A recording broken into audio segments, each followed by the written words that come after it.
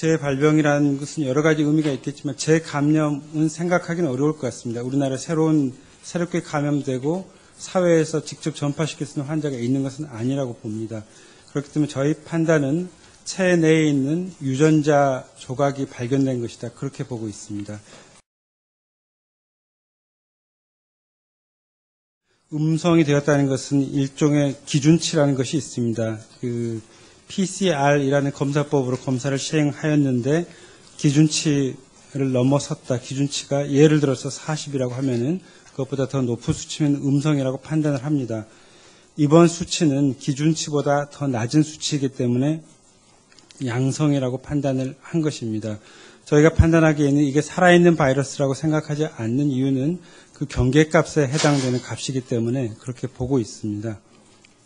이 환자에서 유전자 조각이 다시 발견된 이유를 정확히 설명하기는 어렵겠지만 추정하기로는 그 호흡기 세포도 계속 재생이라는 것이 됩니다. 우리 체내에서 머리카락이라든지 또 대장, 위장관 세포가 재생되듯이 호흡기에 있는 세포들도 재생되는데 그러한 과정에서 유전자 조각이 검출되었다. 그렇게 판단하고 있습니다. 의학에서 정상적인 값과 비정상적인 값은 결국 결정이라는 걸 해야만 됩니다. 해야만 되기 때문에 그런 기준이 생긴 것이고 또 거꾸로 말하자면 유전자 수치, 유전자의 양성과 음성 값은 그게 의미하는 것은 다른 방식으로는 살아있는 바이러스가 없는 시점이기도 합니다. 그러니까 바이러스를 검출하는 방법은 직접 환자 검체를 가지고 바이러스를 키우는 방법이 있고 유전자 조각을 찾는 방법이 있습니다.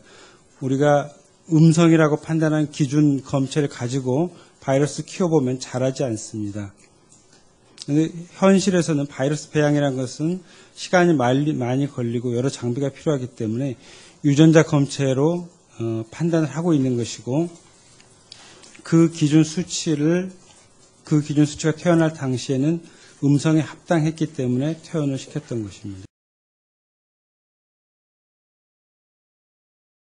저희가 보통 그 메르스로 확정받은 환자의 처음 값은 경계값 양성이 아니라 상당히 그것보다는 떨어져 있는 양성값입니다.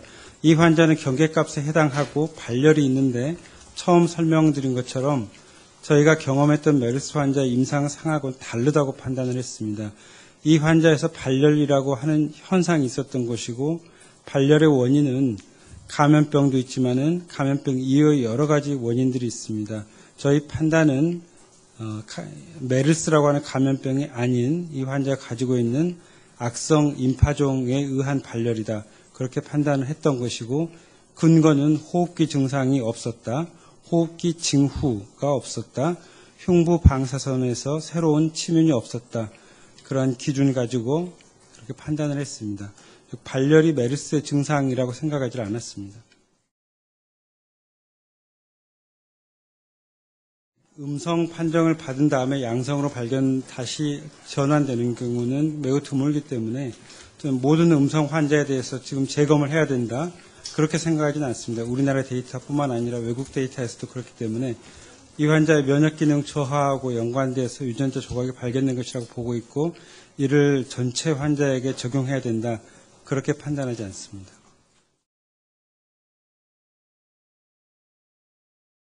주변에 있는 사람에게 감염력은 거의 0%에 가까울 거라고 생각을 합니다. 확언할 수 있느냐? 의학은 약간 과학적인 측면이 있다고 생각하는데 과학자 입장에서 확언하라고 하는 것은 좀 어려운 판단입니다. 하지만 제 판단은 지금까지 가지고 있는 지식을 가지고 볼 때는 가능성이 0%에 근접했다. 그렇게 말씀드리겠습니다.